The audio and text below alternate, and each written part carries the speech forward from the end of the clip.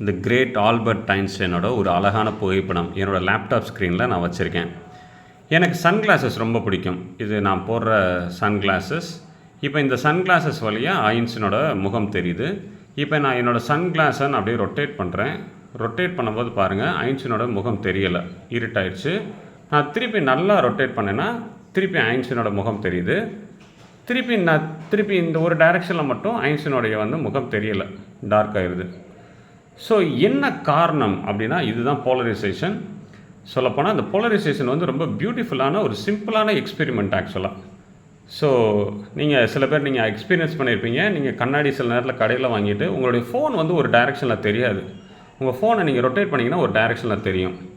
இதுக்கு காரணம் என்னென்னா இந்த ஒளியோடைய அலைப்பண்பு, தி வேவ் நேச்சர். இதுக்கு முக்கியமான காரணம் என்னென்னு பார்த்தீங்கன்னா அந்த லேப்டாப்பில் இருக்க இந்த போலரைசர், இந்த போலரைசிங் ஃபில்ம்னு இருக்குல்ல, இந்த போலரைசிங் ஃபில்ம் உள்ளே இருக்குது. ஸோ ஒரு லைட்டு பின்னாடி ஜெனரேட் ஆகுது நம்மளுடைய லேப்டாப்பில். இந்த லைட்டு ஒவ்வொரு எல்லா திசையிலையும் இருக்க அலைப்பண்பு, எல்லா திசையிலும் இருக்க மின்புலம், எலக்ட்ரிக் ஃபீல்டு இருக்கும். ஆனால் இந்த போலரைசிங் ஃபில்மை தாண்டினதுக்கப்புறமா அதனுடைய மின்புலம் ஒரே ஒரு திசையில் மட்டும் மாறிடும். அப்படி மாறும்போது என்ன ஆகும்னா, ஒரு எடுத்துக்காட்டுக்கு இப்போ முதல்ல பின்னாடி இருக்க லைட்டு, இந்த லேப்டாப்பில் பின்னாடி இருக்கிற லைட்டு, இந்த எல்இடி லைட்டு, இந்த எல்இடி லைட்டு எல்லா திசையிலையுமே மின்புலத்தை கொடுக்கும். அப்போ எல்லா திசையிலும் மின்புலம் கொடுக்கும்போது இந்த மாதிரி இருக்கும் ஒளி, இந்த ஒளி அந்த போலரைசிங் ஃபில்டருக்கு மாறினதுக்கு அப்புறமா ஒரே ஒரு திசையில் மாறிடும், மின்புலம் ஒரே ஒரு திசையில் மாறிடும். அப்போ என்னுடைய கண்ணாடி இந்த டைரக்ஷனில் இருந்துச்சுன்னா எந்த ஒளியுமே வெளியில் வராது. அப்போ தான் எனக்கு கருப்பாக இருட்டாக தெரிகிறது.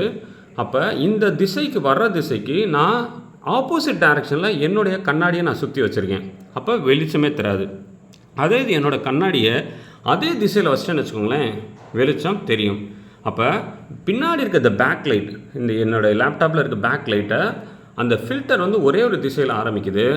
ஆனால் என்னுடைய கண்ணாடி வைக்கிற டிசைனை பொறுத்து, என்னோடய கண்ணாடி வைக்கிற அந்த திசையை பொறுத்து வெளியில் இருட்டாக இருக்கணுமா வெளிச்சம் வரணுமான்றது சொல்லுது.